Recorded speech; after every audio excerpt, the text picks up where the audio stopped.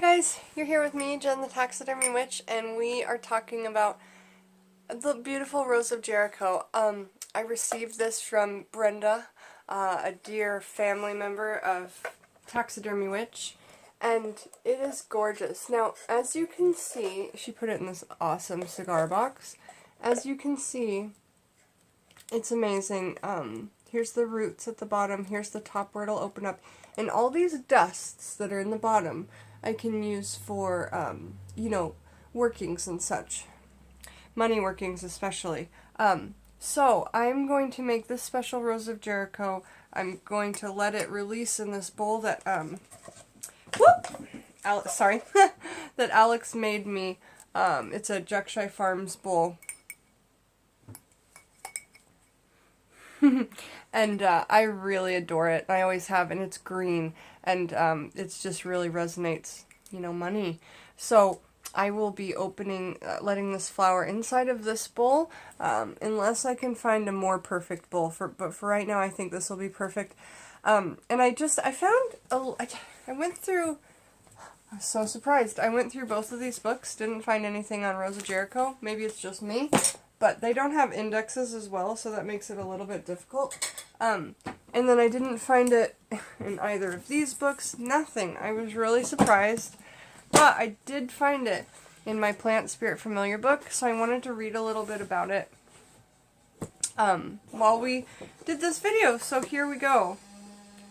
Of course, somebody's using a chainsaw next door. Let me shut the door really quick.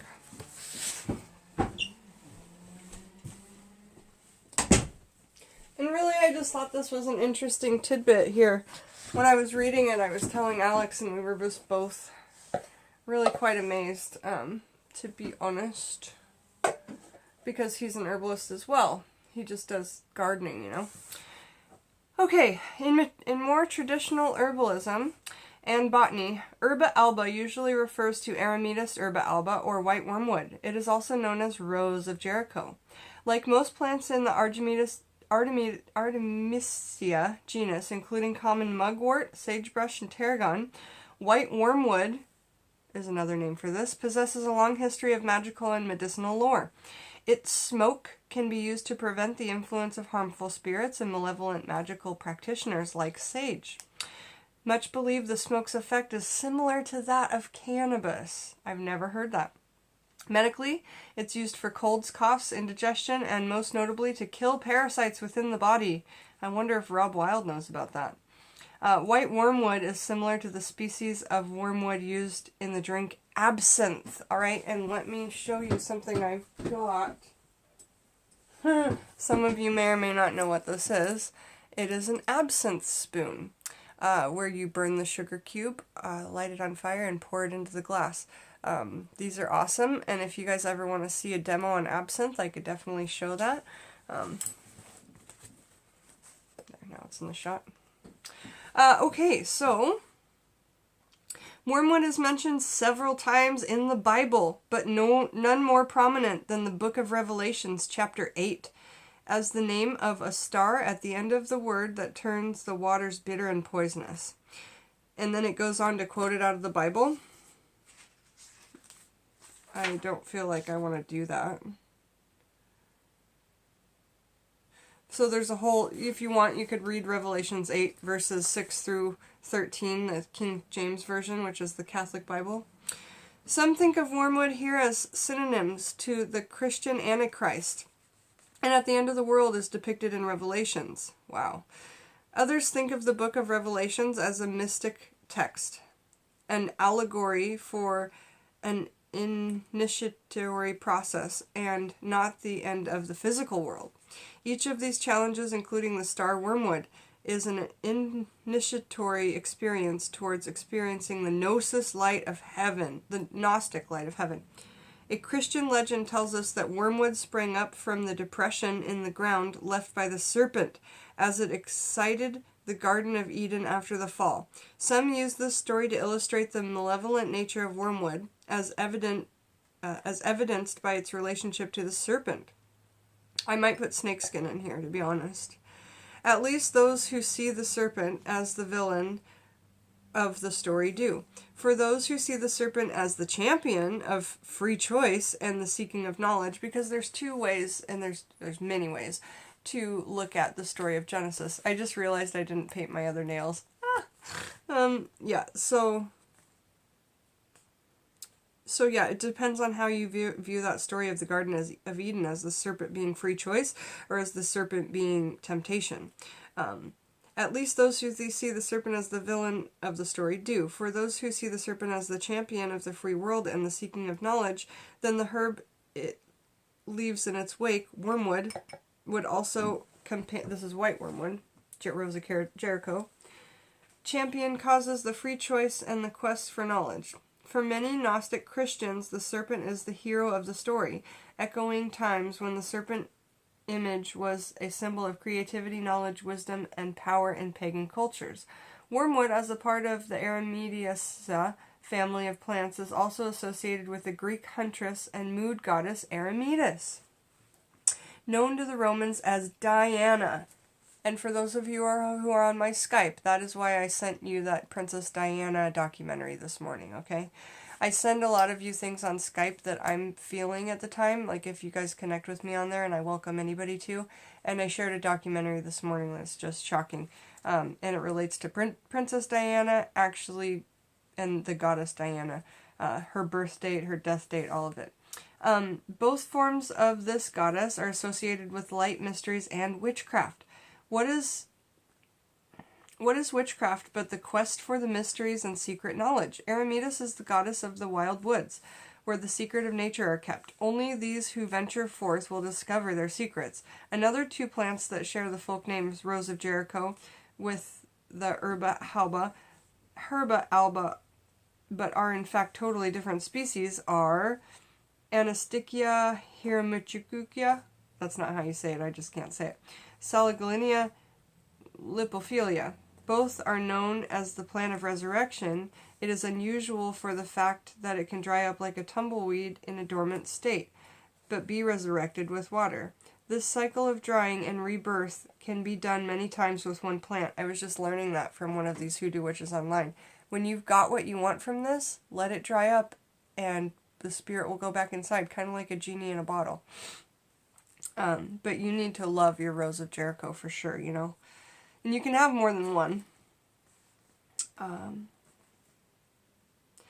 Another two plants that share the folk name, both are known as the plant of resurrection.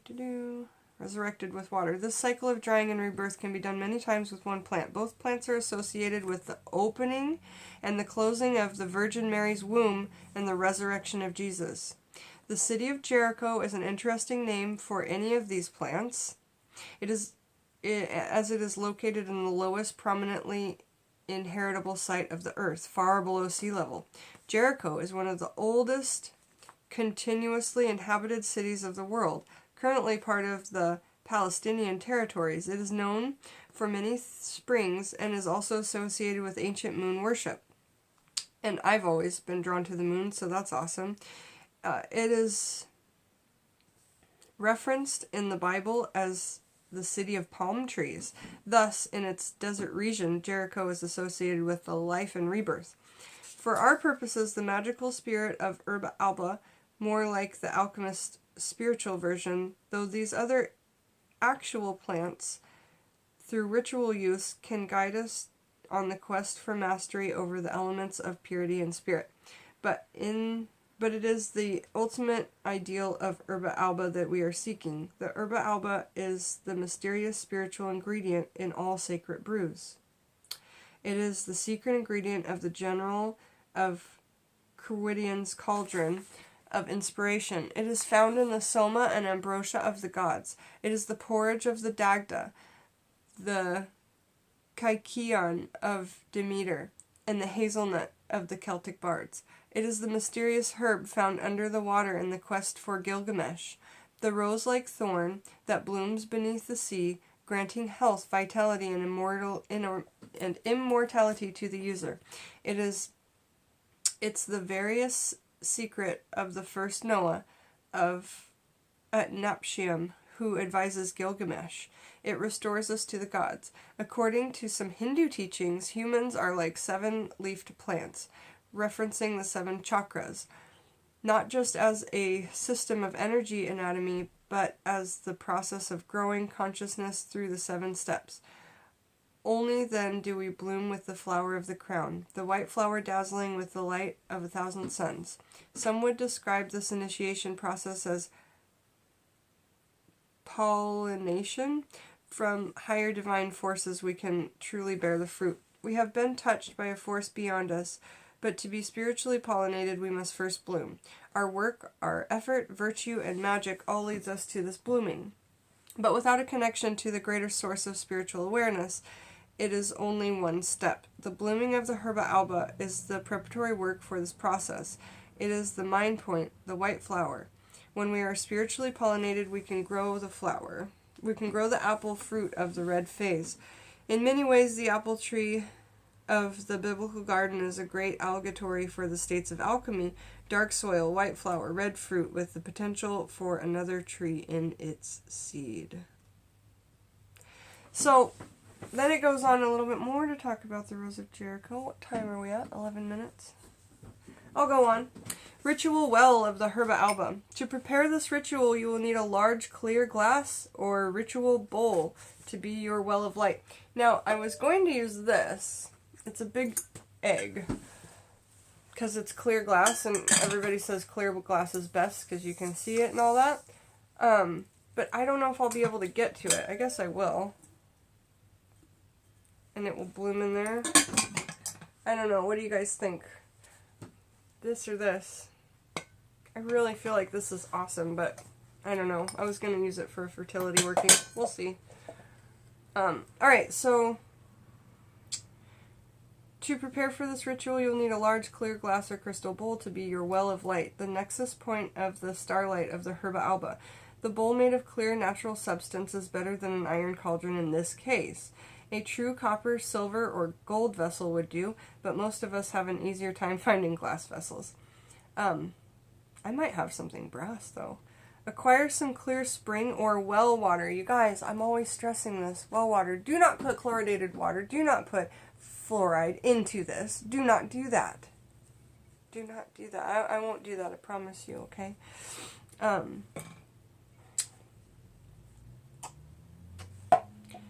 Okay. It smells so good, too. I love the smell of that. Acquire some clear spring or well water. It is best if you can obtain it from a spring or well directly by yourself. You could go get river water. I actually have water from the Columbia River back there. You could use rainwater. Oh, God. I might use rainwater. We'll see. I'll think about it. Directly yourself. It is best if you can acquire it from the spring or well directly yourself, or from a location sacred to you and your traditions. Obtain several powerful herbs, ideally fresh, and among them you should be some aromatia, such as wormwood or mugwort. So I'll put some mugwort that I grew from my garden in there. If you can obtain a resurrection plant in the form of a rose of Jericho, all the better, though it is not native for most of us, and I always prefer to use native plants whenever possible. The Rose of Jericho is used in some forms of hoodoo and New Orleans voodoo, so it is possible to obtain from specialty shops or mail or email or order. The bowl needs to reflect light, so the ritual is best performed on a sunny day or a moonlit night. If done indoors, a single candle is needed to catch the light upon the water. So it is important you do it in clear, I think. I feel. If done indoors right, a single candle is needed to catch up the light upon the water.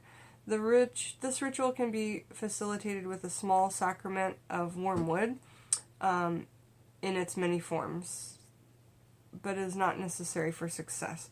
Cast the green circle and do this ritual as the body of the work. Fill the bowl with water and then add your green allies to the mix. You can add monies to it, you can add stones to it, you can add a lodestone, you can add citrine, because citrine draws money, you could add monies. You could add Indian head pennies, really old, you know, special magical monies. Monies from travels, if you've been traveling around and you want money to do more travels, you know. But just really add your intention into there, and then it says you can add some herbs. But if you add seeds, they'll start to grow, so you'd want to like kind of pull those out. And you clean the water of this, and you keep it clean. So the glass is going to be important to see what's going on and if it's dirty in there. And you do want to tap this to shake out all the little bits, so when it goes into the water, it's going to be as clean as possible. And then it says something, fill with your grin allies to the mix, speak these similar words. These or similar words. I call to you, O herb alba, white herb of light within the green world. I call upon the watcher, the Atman of nature, O bornless essence of the green, eternal and beyond, yet within and without. Illuminate me with your light, O rose eternal. Offer me the secrets of the resurrection and the light. May my own green grow black, white, and then red with power. Illuminate me on this path so I may climb to the starry heavens and beyond. So mote it be. I'm so glad they used so mote it be. I like that. Stir the mixture counterclockwise in the direction of the stars, counterclockwise, and gaze into the water. Let the water settle. Hold the bowl with your lap, within your lap as you sit on the ground, like if you were sitting like this. Hold the bowl here. Or place it in a small altar where you can gaze down into it.